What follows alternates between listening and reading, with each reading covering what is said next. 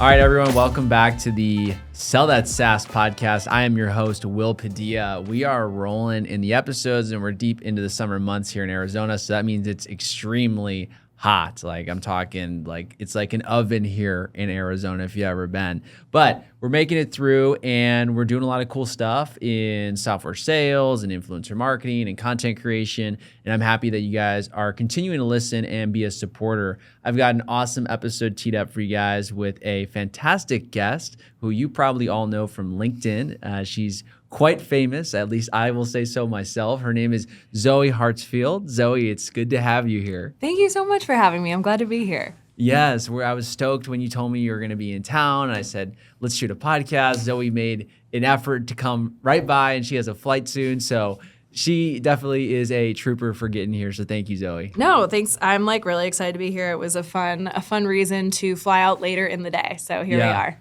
Cool. Well, yeah, just to give like Zoë, your little intro for the listeners. Zoë is, arguably one of the most influential people when it comes to influencer marketing in the B2B space right now, at least from my perspective. I think there's a lot of things that are going on where a lot of people don't know what they're doing, but you've not only been able to run a successful program for your other tech jobs you've been at, Apollo and things like that, but also you have an awesome side hustle where you're able to actually monetize your own brand as Zoë Hartsfield and work with a lot of cool brands and be a actual content creator. So Zoë is at Apollo. She is the director of evangelism, if I got that correctly. Director would be a promotion. That would be awesome. No, I'm the senior manager, but yeah, thank you. Senior manager of evangelism at Apollo. And previously to that, you were at Speckit.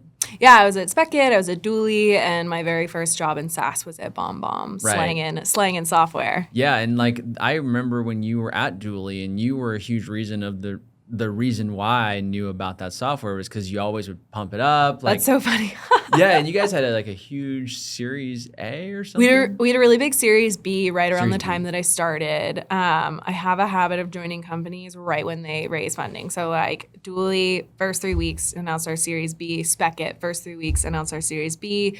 Apollo, first 3 weeks, announced our Series D. So that was like really fun. I got to basically run that playbook a couple of times, which funny enough, like my manager at Dooley kind of learned the playbook from Dan Schmela, who is now my manager at Apollo. So full circle, we kind of got to like run that playbook together that I inadvertently learned from him years prior, and now we work together. So it was just fun. Like it's cool to see work that you've done, like replicate it, iterate, do it better, make it bigger. And I think Apollo was probably like the most epic funding announcement that I've been a part of now having done several of them. Yeah, no, that's awesome. And I have been following you for a long time. And you're right. At literally every company you joined, I'm like, did they get a funding round? They got a funding round. And so everybody had a funding round. I know, but of course I like signed. And then they're like, by the way, now that you're under NDA, we just raised a round. I'm like, damn it. They couldn't have raised it like a couple weeks from now. Yeah, you're their charm, right? You get Zoë hired and you're going to raise it. I guess so. Maybe. Well, I guess they already had done it. But like, sure. Yeah. We're going to announce a big round. Yeah.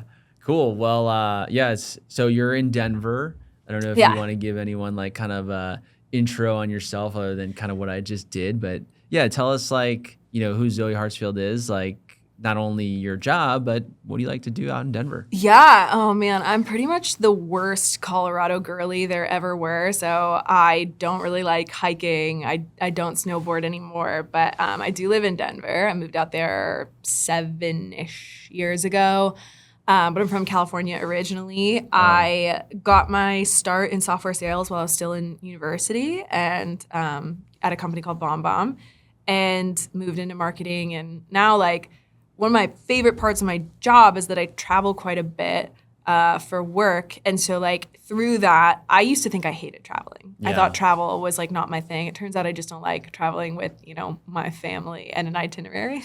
I see that. But like Chance and I love to travel. And so I've really like kind of made it into a fun thing for myself. And so I would say like travel is definitely a pastime of mine.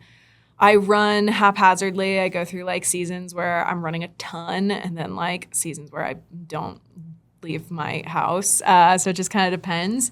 But I would call myself like a loose runner. I'm a big coffee lover, like a bit of a coffee snob maybe. Make it at home, but also love a good coffee shop. And then I have two mini Aussies, Oh, that's so cute. little obnoxious puppies that are really, really cute, and I love a whole lot. So, and married, and I think we've talked about this a little bit. Like we're thinking about moving. We're thinking about leaving Colorado. Maybe there's another state to venture to next. So I'm looking forward to that next season. Nice. Yeah, it's exciting. And you get to work remote with Apollo, full remote? Yeah. The whole company, I think, is fully distributed. We have WeWork membership options where if I'm in San Francisco, I can go to the WeWork there, which I don't know if you've ever been to the Salesforce Tower WeWork in San Francisco. Oh, you gotta go. It's really? It's the coolest view. So I'll go visit that from time to time, or in New York, I think there's a WeWork that we work out of. But yeah, for the most part, I'm working from my desk at home.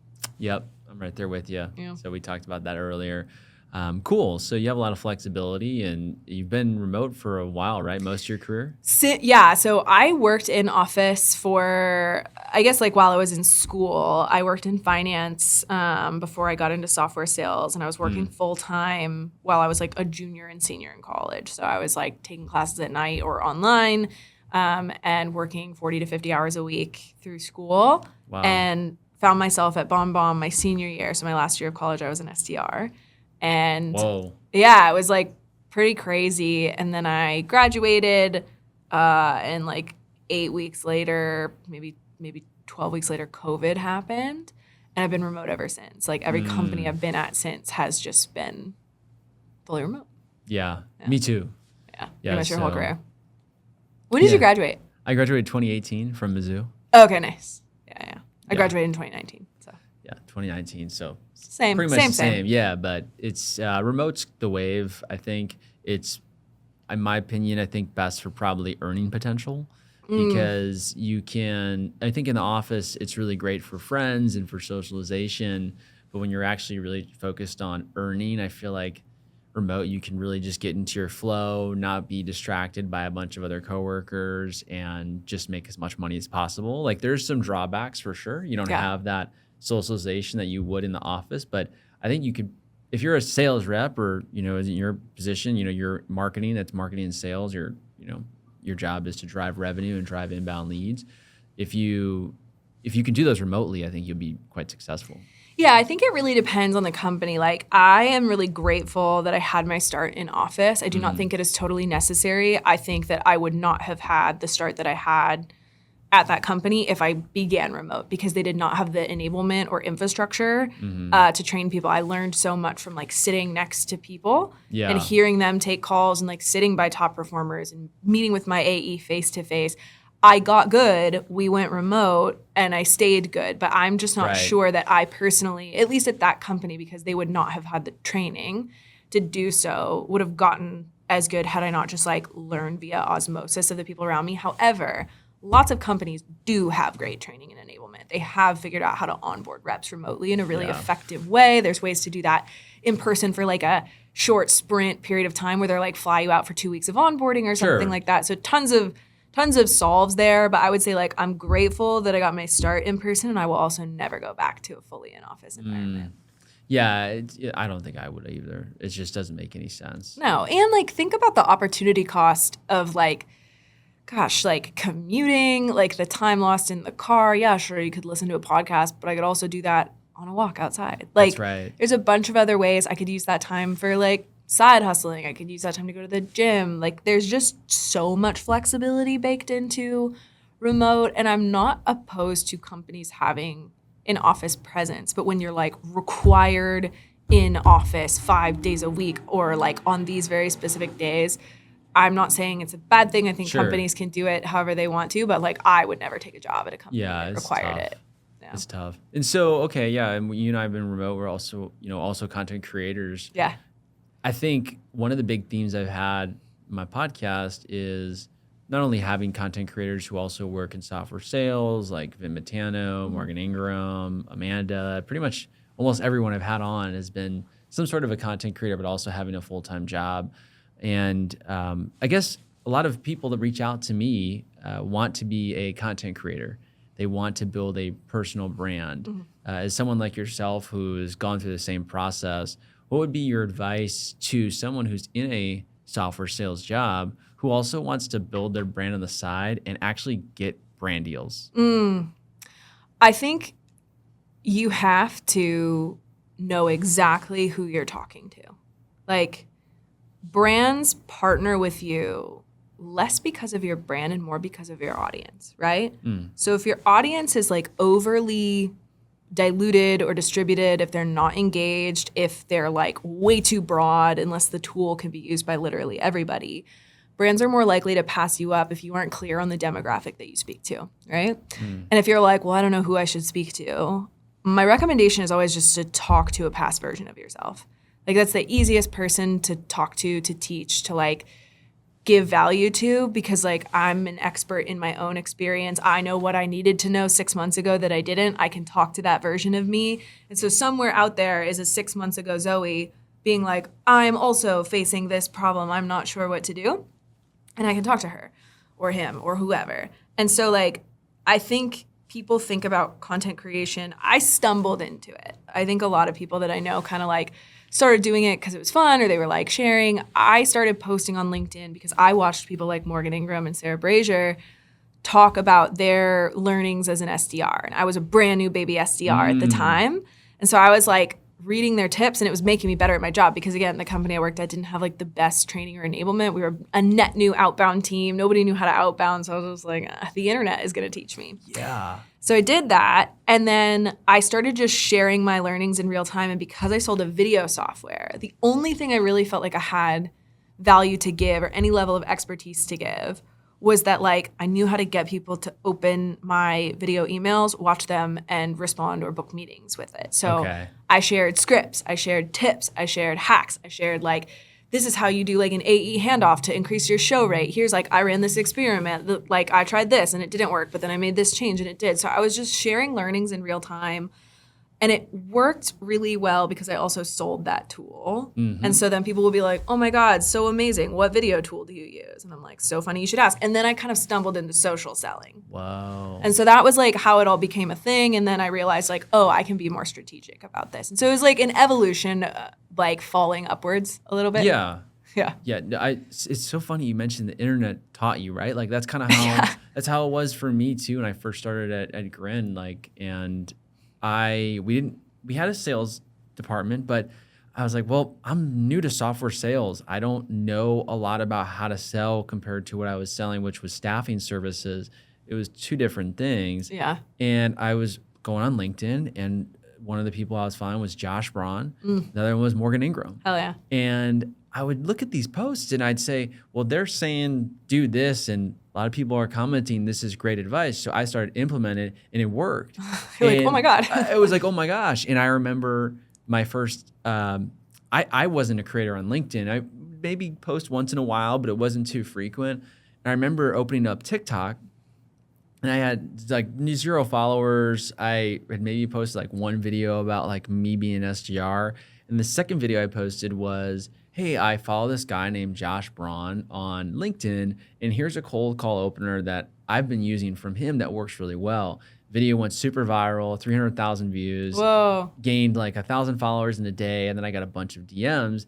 Hey, more of this. And I said, well, I got this from another creator. So then I started taking bits and pieces of all these creators and making it my own, and then just sharing that online. But it started with the big time creators at that time, and I like you, I really stumbled into it. Yeah, I mean, like I think we are so much a product of like whatever we're consuming, and so I just found myself like I don't really read business books, candidly. It's probably not the best thing to like admit. Like I've definitely tried in the past, but these days I don't. Like a lot of what I read is like psychology books or like poetry, honestly, or like autobiographies. Like I read stories, and that I think has made me a better like copywriter. That has actually like weirdly made me a better seller, like understanding people. Like I know everybody talks about like Chris Voss never split the difference, and like I'm sure I read that when I was an SDR or skimmed it or something, but I mean like the Cialdini has a book about like influence, and that I'm forgetting the name of it, but I've read through that, and then I watched like this YouTube video that my boss gave me that's basically a summary of that entire book. Maybe it's on persuasion actually, and like I use that more in sales, like those like 5 like tips to persuade or influence people more than I've used any sales book dedicated to sellers. You know, like it's just like human psychology and like how people operate, how people think. So it is just funny. Like we are kind of products of what we consume. And like, I think the internet has made it really easy to get like bite-sized pieces of things that historically you'd have to sit down and read a book for 8 to 10 hours to find like these 5 nuggets. And now I can go on a TikTok and you have probably read it and been like, here are the 5 things you need from this book. Don't even bother. Like, I read this book, so you don't have to. Here are the 5 things you need to learn. Like, I love that content. That's a good opener. That's a good hook. There you go. That. I'm going to have to do that for Steal it from me. I'll make one. We'll see whose video does better. It'll be yours because you have a following. I don't know about that. It's just been, TikTok is all about that intro is so important. Like, I know I'm getting to the point now where I know what type of video is going to do well and what type isn't. I'm not chasing views or likes. I'm basically saying, I want to get this message across, but I have to hook it. Mm-hmm. So I'll say, hey, this is what I learned about X, Y, and Z, watch for more. Yeah. Or these are the 3 things that I wish I would have known prior to X, Y, and Z, listen for more. And so I'm not, I in a way, I wish I didn't have to hook like that, but the algorithm, the way the platform works, you have to have some sort of a hook. Yeah. I feel like I need to spend more time with like ad copywriters. One of my friends is a really, really gifted ad copywriter, and I read some of the stuff that she writes, and I'm just like, it's the simplest, shortest, like most impactful way to grab your attention. When you're like reading, you know, like an Instagram ad or something like that, like when you see the big text in it, it blows your mind. She made a draft. I don't think it's going to go live, but she was like, she works for like a podcasting software, and she was like, any idiot can now edit. And like idiot was spelled with an E.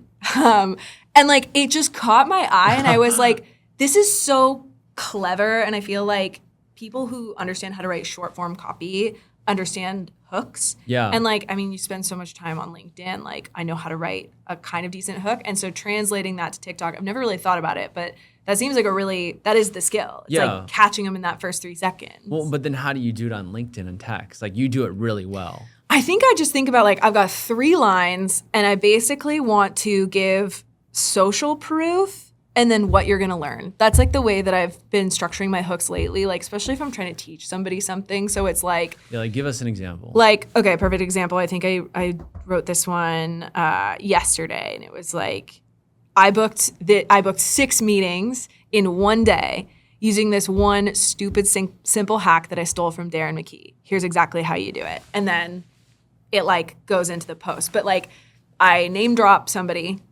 with a following who I learned the initial tactic from.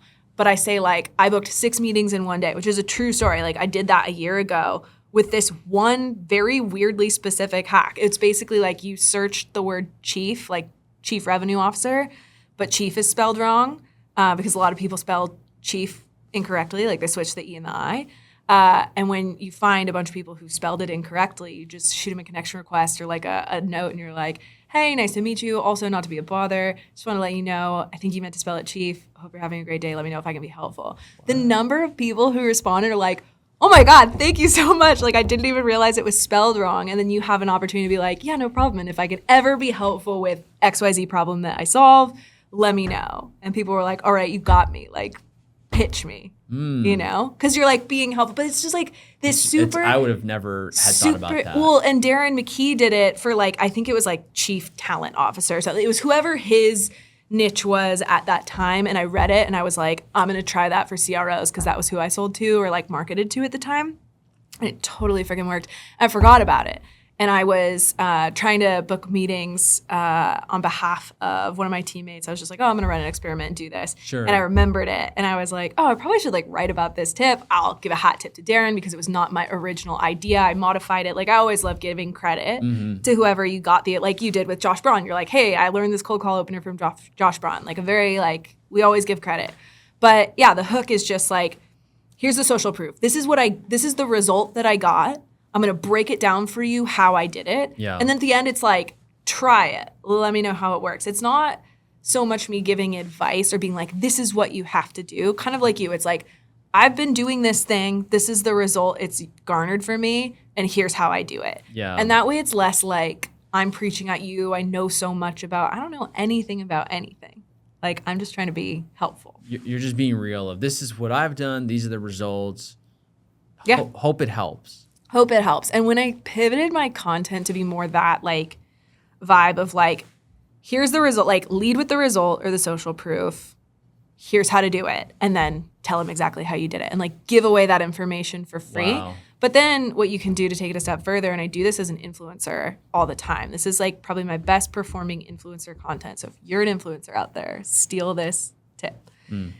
Give away a framework or a tactic or a piece of advice that standalone would be valuable. Something that somebody could do with a spreadsheet and like $7 in a paperclip. Like, it doesn't require a bunch of tooling. It's just the tactic or the framework itself is valuable.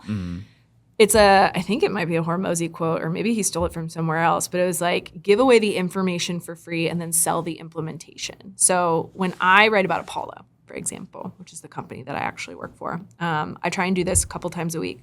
I'll give away like a sequence, like, hey, I used to use this zombie sequence. This is how I, find deals that we lost to competitor. I pull a report from 8 to 9 months ago. I run a very specific sequence per competitor. I mention, updates in the software, differentiators, whatever, and I go after those accounts, say like, hey, how are you liking it? Like, whatever. It's like a little 3-step sprint sequence to try and catch them before their renewal. Okay. So I broke it down for people. Not a 3-step sequence, but a 3-email, like 6-step sequence. Break it down in great detail. And then I'm like, by the way, you can automate this for free in Apollo. And that's the tag at the end. And then I drop a UTM in the comments, and it drives clicks and free signups and registration and whatever. So it's like, could the post itself live independently of the brand plug and be valuable? Yeah. And then is there a really natural way to be like, and by the way, if you want to do this faster, better, cheaper, whatever the answer is, try this tool. Or this is the one that I use. Like that kind of thing, where it's optional, but it makes whatever you're doing better. And I've found that style of content as an influencer has resonated so much better than literally anything else when I'm like, you should try this tool because I'm friends with the founder and it's really good and blah, blah, blah. Yeah. Yeah, and that's the thing. I see your posts, they get a lot of engagement, and you do those really like long form posts of, here's what I did, here's how you can do it. I've been coming back to that content. I think for a while I like made a foray away from it / just wasn't posting a whole lot, but I've been coming back to it because like at my roots, that's what I did that provided value to my network. And that's ultimately like why I'm doing this, is to provide value to my network. Is it a super fun bonus that I get to like be an influencer and it be part of my job? Absolutely. But at the end of the day, I really want to like help people be better. Yeah. And I don't think I'm an expert, but I can definitely share the things that help me win and hope it helps somebody else win. 100%. And I think there's a lot of reps right now who are wondering, okay, how do I grow my LinkedIn? How do I build a social following? And then also, can it convert for me in that social selling aspect? What would your response be in terms of social selling actually driving you new meetings? So I think there is a misconception about social selling and that it only exists on LinkedIn. Because I think if your buyer is on LinkedIn, you should be social selling on LinkedIn. If your buyer and your end user is not on LinkedIn, you should social sell wherever they're spending time. So like a lot of B2C brands or like CPG brands or whatever, they're really popping off on like TikTok and Instagram. If I sold to developers, I'd probably be in a bunch of like Discord servers and like weird niche like Reddit threads. Yeah. Like go be wherever the people that are buying from you or using your product or would be using your product are, and build a brand and social sell there. Okay. So I think there's like a misconception that I've had people be like, I sell to CTOs and none of your tactics work. And I was like, yeah, I just don't know that all the CTOs of the world are like on LinkedIn all day, every day. VPs of sales sometimes are, sales managers, directors of sales, marketers, the people that I sell to are. So I guess the first step would be like zoom out, make sure your buyer is where you're building your brand, where you're trying to social sell. And if they're not, go find where they are and then go start that motion. It may look a little different than LinkedIn, but I think the principles are the same. Like Vin used to book meetings on like Twitter. Yeah. Sometimes, like wherever your buyer is, that's where you should be. Yeah. Okay. And I guess independently of that, let's say someone said, well, I'm not trying to get leads for my company, but I'm trying to get brand deals. Do you feel like LinkedIn would be a good place for that? Or I don't know, like it's kind of hard for me to say too, because LinkedIn was more of an afterthought. And now I'm realizing how important LinkedIn is actually for brand deals and just building community. But I would love your take because you've been kind of doing it a lot longer. So here is my 2 cents on this. One, the flip side is like I built my brand on LinkedIn and now like just in the coming weeks, I'm trying to like really break into like TikTok and Instagram and even YouTube. So like those are more foreign mediums to me. Businesses have bigger budgets than individuals do. So therefore, businesses' marketing budgets are often like B2B marketing budgets are often bigger than like B2C marketing budgets, so right? True. So like if I'm working with, this is not to call out a brand, but like let's say I'm working with like Canva, they might pay me, like $8 like CPM. Whereas if I work with the software where, you're paying $50K a year to buy that tool, they might pay me $1,000, CPM or something like that. 1,000 is like way too much. That's the wrong number. But like $50 or something. Like you can really they pay high. Or pay way better. And so the brands that I work with on LinkedIn, like I charge the lowest partnership I have right now, and it's like a legacy partnership I have is like $400 per post. And that's the lowest. That's the lowest one that I have right now. And like when I eventually like either we renew or I part ways with them, like that floor will go up by almost twice as much because like brands just have bigger budgets. And also like I know what that like impression count is worth as like a demand gen person. And so that's one thing I'll say is like LinkedIn is an interesting place because it's a little bit untapped. It's a little less crowded. Yeah. And a lot of B2B, not all of B2B, but a lot of B2B is on LinkedIn. So when you're thinking about those budgets, however, I also have a theory that brands like a Cuts Clothing, it's like, a little bit of a lifestyle brand. It's like maybe slightly upscale, not, like, oh, I'm going to go to Walmart and buy a t-shirt. Like, no, I'm going to go like invest a couple dollars into a Cuts shirt. Like, they should be marketing on LinkedIn because you think about like sellers and like marketers and like people in our space, a lot of people, their income is higher. They have more disposable income to spend on these things. So like my dream is to get a like brand deal with like Lulu, sponsor me, come on. Or like Viore or, Sony, like some of these brands that are traditionally marketing on like Instagram and TikTok, which again, it's a really, really wide net versus my audience is primarily like CEOs, VPs, salespeople, like people who are making 6 figures plus. They're the people who are going to spend money at Lululemon and Cuts Clothing, not, a 17-year-old who lives with his parents.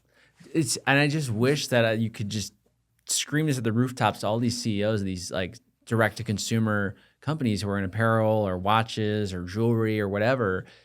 Just run a campaign on LinkedIn. Just an experiment. Try it once. Find 10 to 15 creators that are getting good engagement that you feel like could not only you want to gift, so gift them some product, but then pay them and then give them an affiliate link and see what the traffic is. And LinkedIn's cool because you can actually put a link in the description where TikTok, you can't do that. You have to go link in bio. Instagram, you can't do that in the post. It has to be on a story. So I feel like LinkedIn would be an awesome experiment. And you're right about the income. People who are traditionally on LinkedIn, scrolling for their news or social media, they typically are making 6 figures plus, and they're in an executive position. Maybe they are the head of the household's financial purchases decisions, and they can be influenced to buy just as, as you said, just as a 17-year-old on TikTok who may not be a good fit for Cuts Clothing, but maybe they're a good fit for, I don't know, like a cheap pre-workout because they're working out or something, and they're on TikTok Shop and they're a quick convert. Yes. I think you could take that same mentality to LinkedIn of, you start repping Vuori, and maybe Vuori gives you a set and they pay you. And then there's an affiliate link, and they can track how many website clicks you've done. And maybe you're promoting a specific set or a fall collection. Yeah. And they're like, oh my gosh, this works. It goes post to convert really simply, rather than a TikTok or Instagram where the video goes super viral and then they got to go click link in bio to actually go there. Yours is all in one spot. It's post, link, directly to the traffic. No, I think that's such an interesting idea. So how do you, do brands always come to you? Do you proactively reach out to brands? Like, how have some of your partnerships come about? So yeah, thanks for asking. So I've actually cut like all my partners. All of them? I'm down to 2. Okay. So I work with Zoom Info. Nice. Long-term, 6 month. RIP. Like, gutting me. No, it's fine. I love the team over there. Yeah, they're great, and I love the tool as well. It helps me just do everything I need for my business. So like that's Fair. And they gifted me a license. So Hell yeah. That was a really big free product. That's part of the thing. It was great, and we definitely give each other a mutual relationship, and then like in terms of compensation, it's and then them and another brand, Telescope. They're newer. I'm working with them. They do like AI.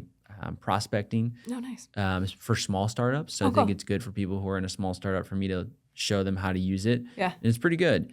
And the compensation is definitely mutually beneficial, where I'm giving them extremely high valuable content.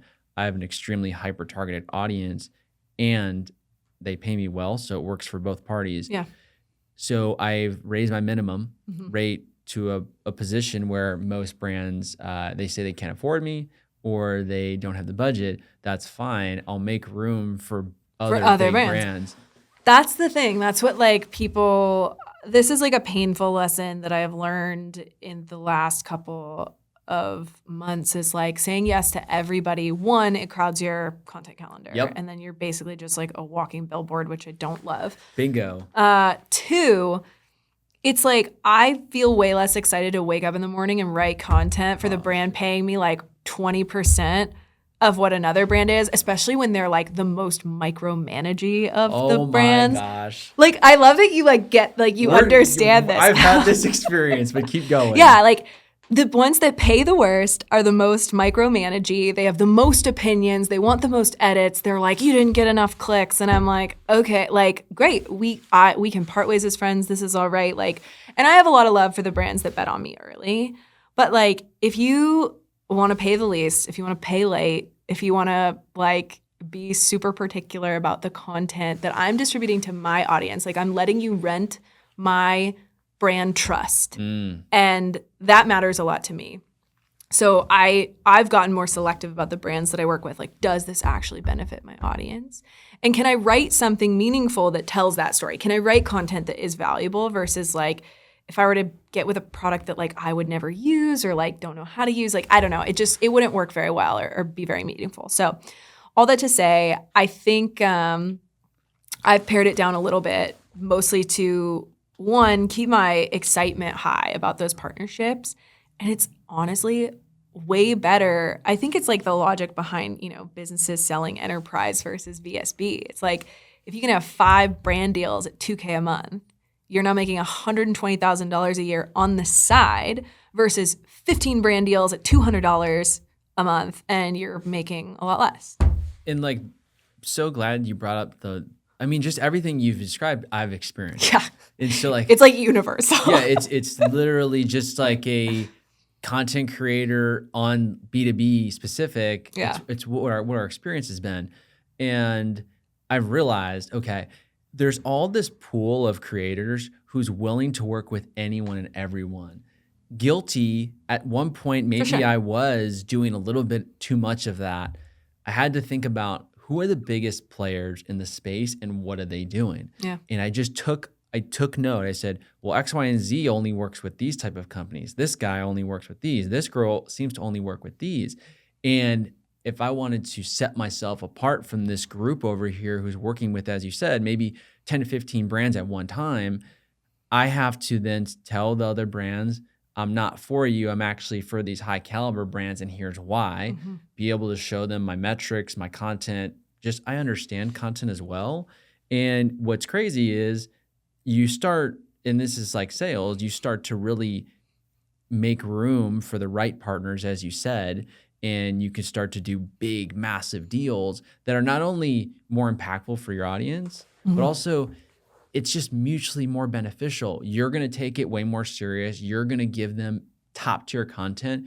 They're going to get great results. You're going to get great compensation, and everyone wins. Yeah, you want to create that win-win-win scenario. And like, I don't know, it is really interesting to think about it like sales. Like I think about like disqualify early and often. It's like, it's so easy to be like, oh yeah, $300 to like write a post. Amazing. Like, and I also want to be really thoughtful and say like $300 is not something to like bat an eye at. Like that was really meaningful money to me.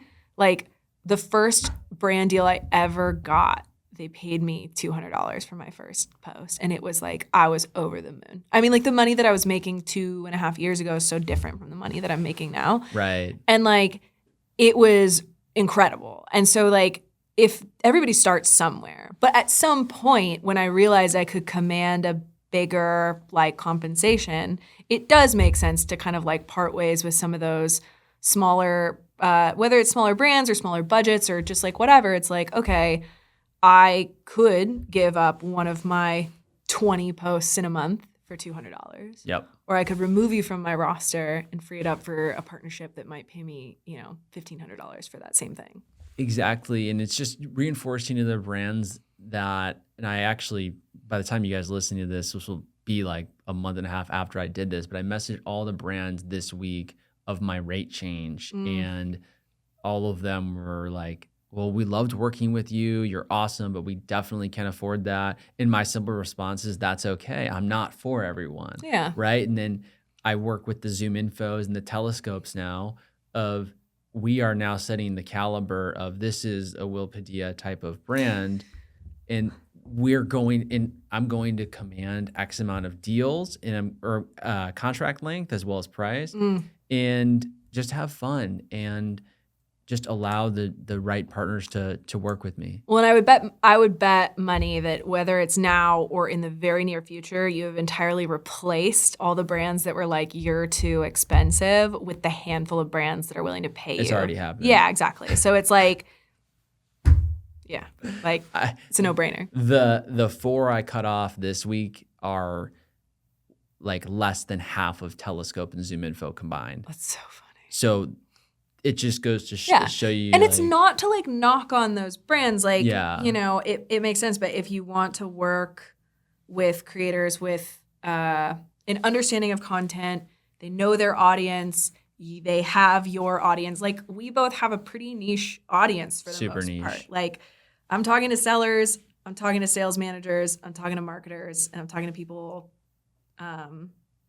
mostly in B2B. Like if that's who you want to get in front of, it's probably not all, 50,000 of my followers, but I've probably got 30,000 of those people looking at that content.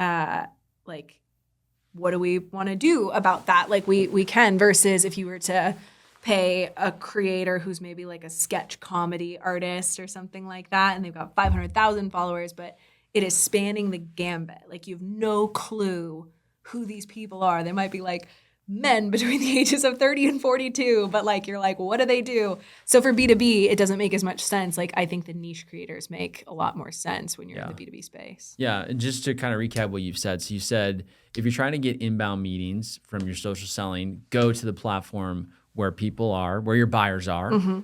Create a brand around that. If you're trying to become an actual content creator, get brand deals, well, you want to be on LinkedIn, because it's going to, especially if you're trying to market software companies, they have bigger budgets than brands, and it's where their consumers are. So be able to build a brand. But I think also it sounds like you're saying from your story, when a brand paid you $200, you were over the moon. So I think just to the audience, it's kind of start small to break in, and then eventually work your way up to grow that not only like just presence, but also be able to get more deals. Scott Leese said once, he was like, if a side hustle pays even one bill, you're winning.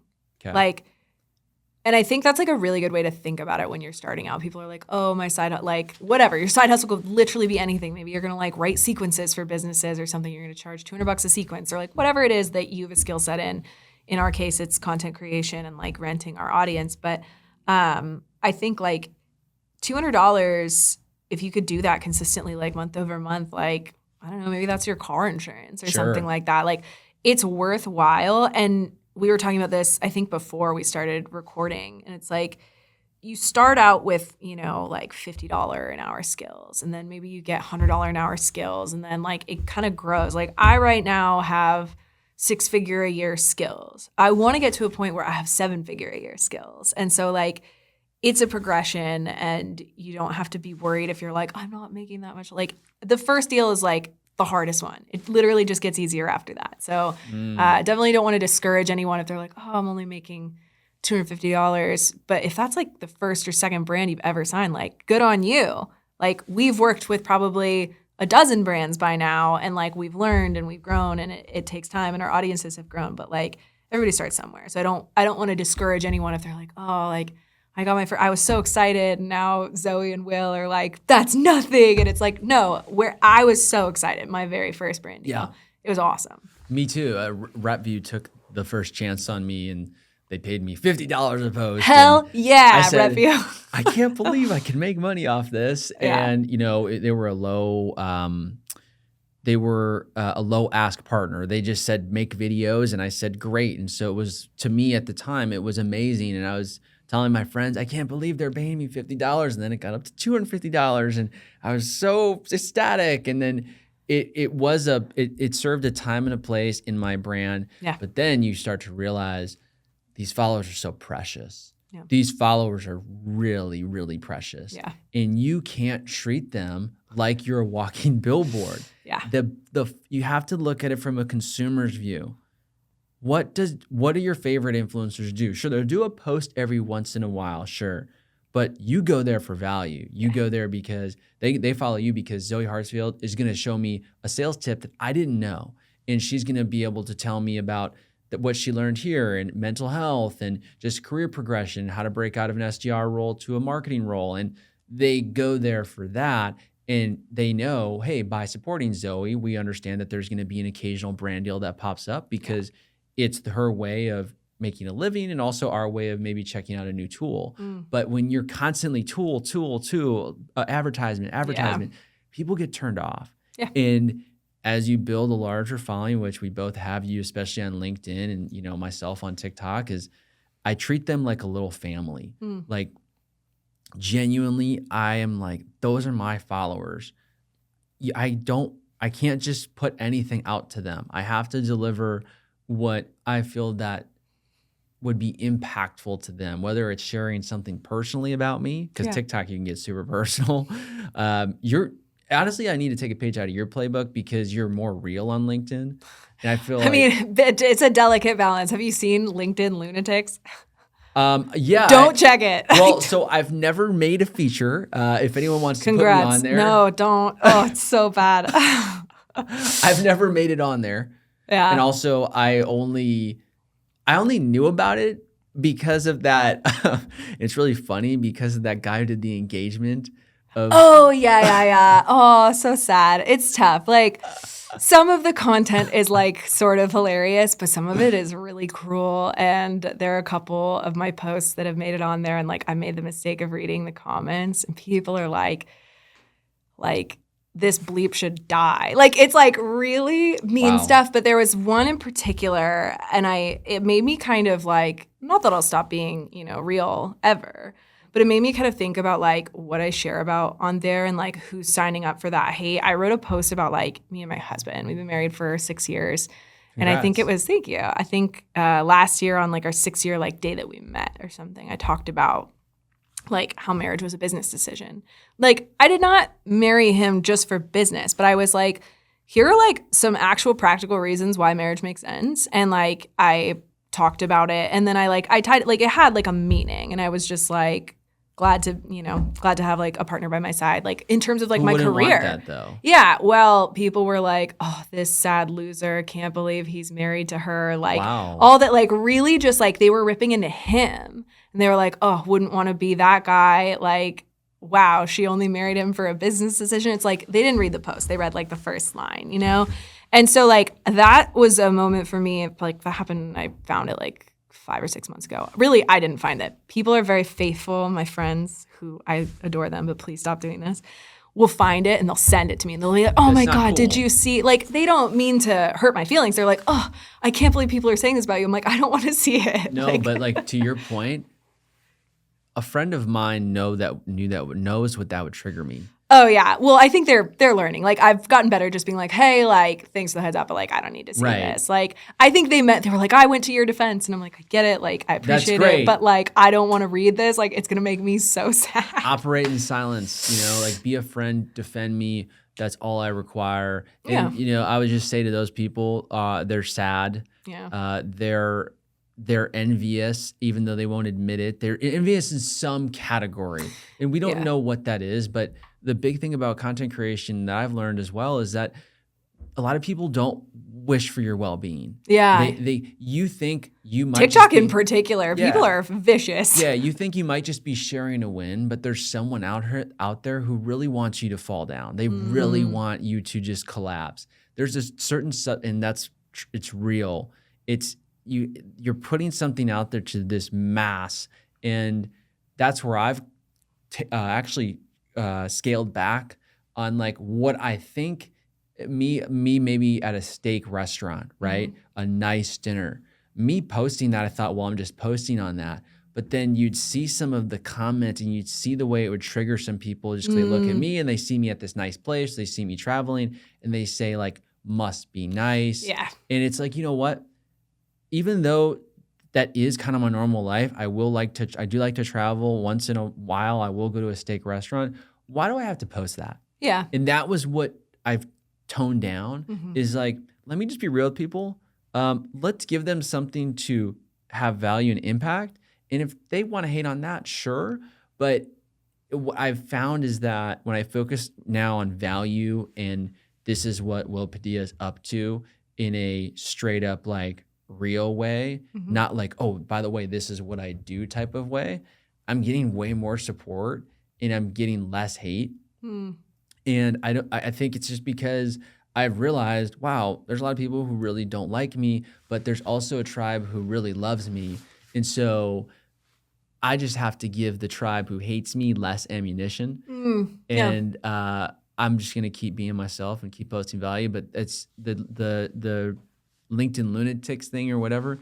They're sad people. I saw that because of the guy's engagement post. And though I thought that was funny, then I started scrolling and I said, wow, these people are really mean. Yeah, it's like, it's one thing to be like, oh, silly, like make the comparison to business, but like people are vicious. And I think it's kind of interesting. So it's one I of don't the, get into that. I had to stop. Like I was reading some recently and I was like on the verge of tears. Like I've had people be mean to me in my life. Like growing up, I was not pretty or like funny or I was athletic, but I was just like, I was somebody like easy to make fun of. I think like, I'm not saying that's right. I'm looking at pictures of me back then. I'm like, I get it. Like I get why he made fun of me. So like I'm no stranger to like a little bit of bullying, but internet bullying is a whole other level because people can hide behind a screen and a keyboard. Yeah. So they'll say things on a Reddit forum that they would never say to another human being's face. But I take it like they said it to my face. And so it's like me checking myself and being like, first of all, no human in their right mind would walk up to me and my husband and say any of that stuff because he would beat them to a pulp. But That's like, what I'm saying. not that he's like a violent person, but like if anybody like accosted you with those words in public, people would be like aghast. Yeah. And that's just not what would happen in real life, but it's the internet. So I can't take it as seriously because I'm like, this isn't real life either. Right. But it is something that's made me hesitant. So like I've been kind of like sitting on a bunch of video content for a while. Been thinking about like starting on TikTok, like thinking about I've like filmed content and edited it for TikTok and Instagram and YouTube. And like I have a friend who manages creators, not in the B2B space, just like creators, like big YouTubers and TikTokers and Instagram people like, millions of followers. And that's his job, is he manages those brand deals. And he was like, you need to start getting on these video platforms, do it for 6 months. Like, he kind of gave me like a try this for 6 months and see what you can do. And so I said yes, and I started filming the content, and I was just like, I am really afraid to show people more of my life on video, because it's like gonna open up more things. And like, hearing you say that, I'm like, I should probably go through and like check. So this is something, I'll say this on the podcast, I probably won't create a bunch of video content about it. But like, people like to spend their money on different things, right? Like, I think I heard you talk about a podcast, you're like, you like own your Acura. Right? Yeah, like, bought it in cash. Yeah, you bought it. I bought my Subaru for cash. Like, let's go. Like, by the way, do you know how rare that is? It is actually like pretty rare. Keep going, but it shows good financial discipline. Well, and it's just like, I don't know that I have good financial discipline, but in that one decision I did. I think so. But I own my car for cash, and like, I bought it new, but I didn't buy a Range Rover. I bought, a Subaru Outback. Which are great cars. Great car. It's especially for you fitting in Colorado. You have to have my gosh, Subaru. I do. I really do. So we own that, and then our second car is literally a 2002 Toyota Corolla. Mm-hmm. We've owned it for a while. It has 200,000 miles on it, and like, we'll drive that thing till it falls apart.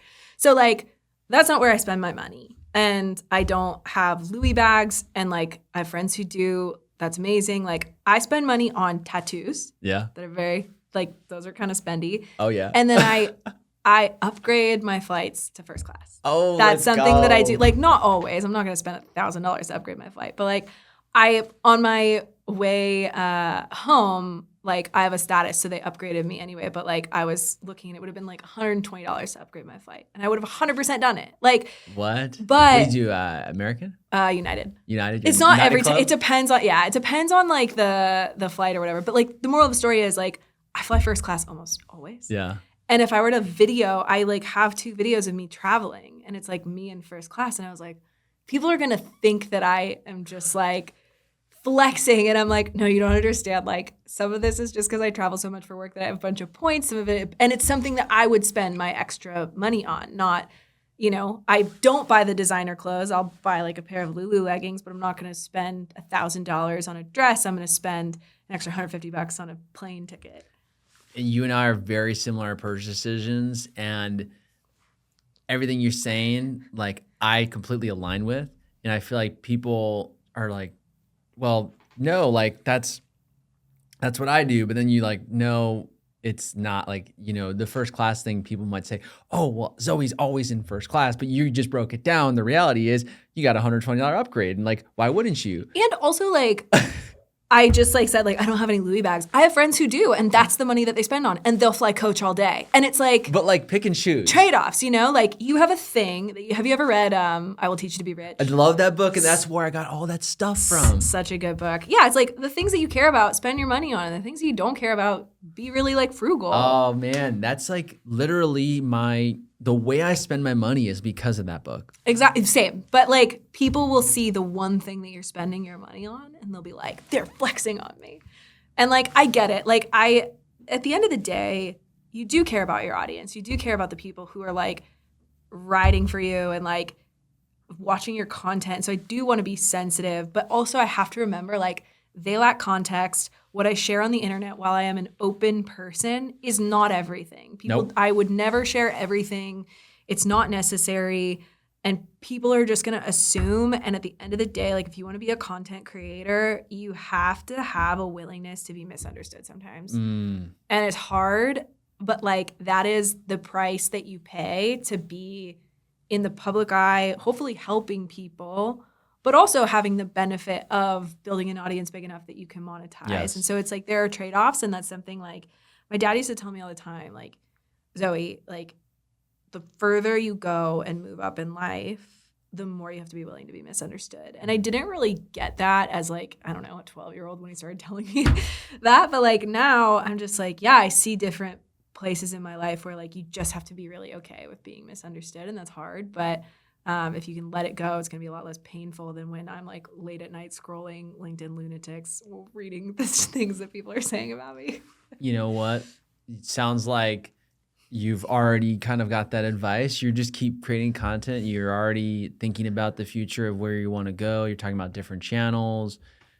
I'm here to support, and so is our audience at SAAS. I think to kind of close, I know you have to. Zoe's got a flight. Actually, I know. It's like I gotta go to the airport. Yeah, talking about first class, she actually has a flight, so we actually have to wrap this up. But Zoe, yeah, it's I want all the audience to go and support you guys. Go support Zoe. So Zoe, where can people find you? Where should people go first to connect with you? LinkedIn. Find me on LinkedIn. As I roll out other video channels, I will drop those channels on my LinkedIn, probably just because that's where most of my audience is. But I'm on LinkedIn like at least 5 times a week. I'm posting something, and hopefully it's helpful. And yeah, this has been awesome. Yeah, thank you, Zoe. Yeah, if we talk about content creation, I'm like, oh, this is my jam. So I'll link all your stuff in the comments so people can go to your LinkedIn, they can follow you.